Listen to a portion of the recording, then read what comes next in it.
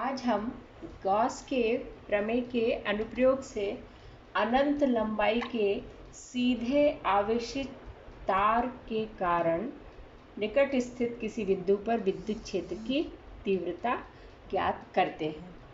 यहाँ पर ये एक आवेशित सीधा लंबा अनंत लंबाई का तार है। इसकी लंबाई को हमने कितना ले लिया है, कैपिटल L ले लिया है। इस चालक तार पर एक समान रूप से प्लस आवेश फैला हुआ है। अब इस आवेशित चालक के कारण निकट स्थित कोई बिंदु P पर विद्युत क्षेत्र की तीव्रता हमें ज्ञात करनी है। इसके लिए इस आवेशित चालक को घेरे हुए एक हमने बंद पृष्ठ, एक बेलन की कल्पना की।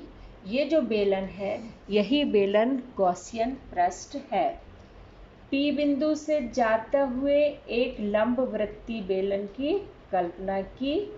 इस आवेशित चालक की पूरी लंबाई अगर कैपिटल L है तो उसका स्मॉल l हिस्सा ही इस गॉसियन पृष्ठ के यानी बेलन की लंबाई के बराबर है और इस बेलन की त्रिज्या r है। तो इस आवेशित तार के कारण P पर हमें विद्युत क्षेत्र की तीव्रता गॉस के प्रमेय के नियम से निकालना है। तो माना कि ये जो तार है, इसकी एकांक लंबाई पर आवेश का मान लैम्ब्डा है। इसे आवेश का घनत्व भी कहते हैं। तो इसकी जो L लंबाई है, ये चालक तार की ये जो L लंबाई है, उस पर आवेश का मान लैम्ब्डा L के बराबर होगा। उसे हम Q कह रहे हैं। यानी ये Q ही वह आवेश है जो कि इस गॉसियन पृष्ठ, इस बेलन के अंदर है। अब यहाँ पर इस गॉसियन पृष्ठ से होकर गुजरने वाले कुल फ्लक्स का मान गॉस के प्रमेय के अनुप्रयोग से कुल फ्लक्स का मान फाई का मान क्या होगा, उसके अंदर उपस्थित आवेश का Q अपॉन एप्सिलॉन 0 गुना होगा। यानी कुल फ्लक्स का मान Q के स्थान पर हम लिख देंगे लैम्ब्डा L अपॉन एप्सिलॉन 0। ये तो फ्लक्स का मान हम गॉस के प्रमेय से निकाल लिए हैं। इसको हमने समीकरण 2 कहा है। अब दूसरा तरीके से भी हम फ्लक्स का मान निकालेंगे, यानी फ्लक्स की परिभाषा के अनुसार। तो इस बेलन के 3 पृष्ठ है। एक तो ये बेलन का ये समतल पृष्ठ, जिसको कि हमने S1 से व्यक्त किया है। S1 पृष्ठ की दिशा उस पर खींचे गए अभिलंब के द्वारा व्यक्त होगी, यानी ये S1 पृष्ठ की दिशा है। और S2 पृष्ठ की दिशा उस पृष्ठ के लंबवत नीचे की तरफ। इसी तरह जो वक्र पृष्ठ है, जिसको कि हमने S3 से व्यक्त किया है, इस S3 पृष्ठ की दिशा उसके लंबवत इस तरह से होगी। तो ये S1 की दिशा, ये S2 की दिशा और ये S3 की दिशा है। तो S1 क्षेत्रफल से होकर गुजरने वाला फ्लक्स पहले हम निकालेंगे। ये समतल पृष्ठ S1 से होकर जाने वाला फ्लक्स, S1 से होकर जाने वाला जो फ्लक्स का मान है, इस फ्लक्स को हम फ्लक्स की परिभाषा से इसको हम φ1 कहें तो φ1 बराबर हो जाएगा E डॉट ds। और ds के स्थान पर कौन सा क्षेत्रफल आएगा, E डॉट ds, यानी φ1 के स्थान पर E तो लिखेंगे और ds क्षेत्रफल के स्थान पे हम कौन सा क्षेत्रफल लिखेंगे, S1।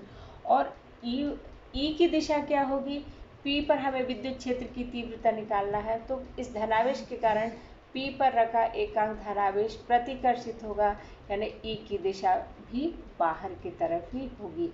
यानी अब यहाँ पर देखो S1 क्षेत्रफल की दिशा और यहाँ पे ये भी E की ही दिशा है, ये सभी भी पे भी E की दिशा इसी तरह से होगी।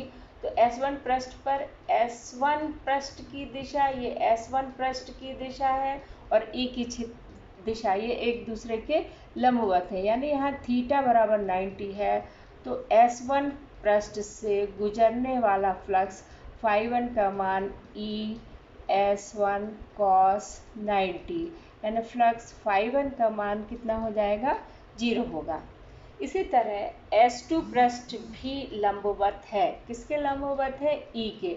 S2 पृष्ठ की भी दिशा E के लंबवत है, इसलिए S2 इसी तरह से इन्हीं तर्कों के आधार पर S2 से गुजरने वाला फ्लक्स का मान यदि हम φ2 से व्यक्त करें तो φ2 का मान भी 0 होगा। अब तीसरा पृष्ठ कौन सा है, वक्र पृष्ठ यानी S3। S3 से गुजरने वाला फ्लक्स का मान को यदि हम φ3 से व्यक्त करें तो φ3 का मान क्या हो जाएगा, E डॉट S3।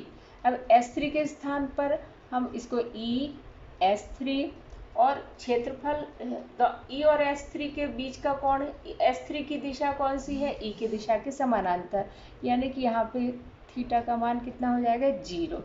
इसलिए φ3 का मान क्या हो जाएगा, E S3। S3 बेलन का वक्र पृष्ठ है।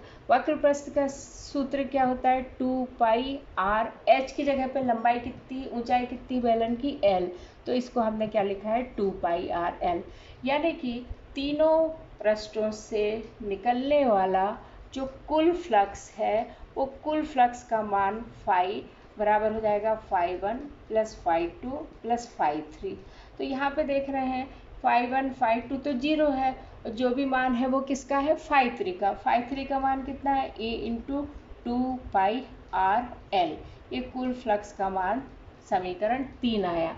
तो इस तरीके से हम गॉस के प्रमेय के जितने भी अनुप्रयोग रहेंगे उसमें फ्लक्स का मान एक तो फ्लक्स के फॉर्मूले से निकालेंगे, दूसरा हम गॉस के प्रमेय से निकालेंगे।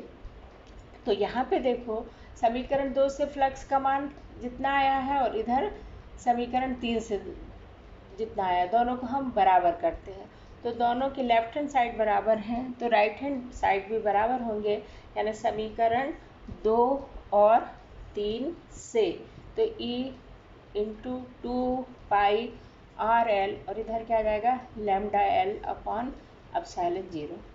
तो यहाँ एल से एल कैंसिल आउट, यानी E की वैल्यू क्या हो जाएगी, lambda upon 2 pi R epsilon 0।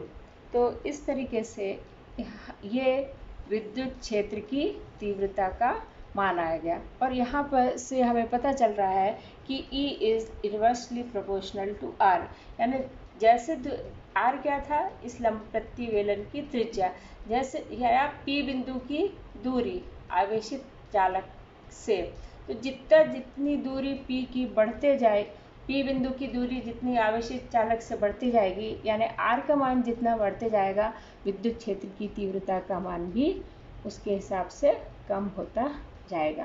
तो ये गॉस के प्रमेय से हमने सीधे चालक तार के कारण विद्युत क्षेत्र की तीव्रता का व्यंजक ज्ञात किया।